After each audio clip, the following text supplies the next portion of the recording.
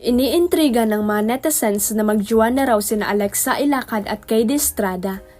Sekreto nga lang daw ang relasyon ng KD Lex.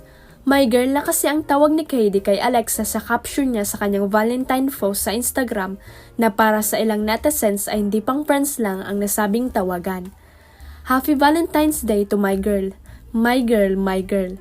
This trip to Japan was one of the best experiences of my life and it's all thanks to you. Wherever you wanna go next, I'll be there because anywhere with you will always feel like home. Your Google Maps navigator, Kyle, sabi ni KD.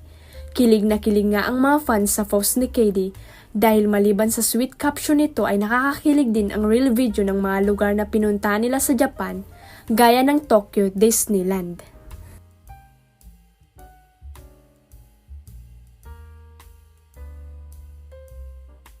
Syempre silang dalawa naman ni KD ang Valentine post ni Alexa.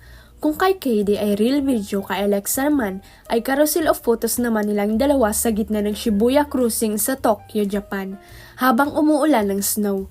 Grabe nga ang sweetness ng dalawa sa mga photos na talagang nagpakilig sa fans noong Valentine's Day, kasi naman may pagyakap si Alexa kay KD at may isang photo naman na pinapayungan siya nito.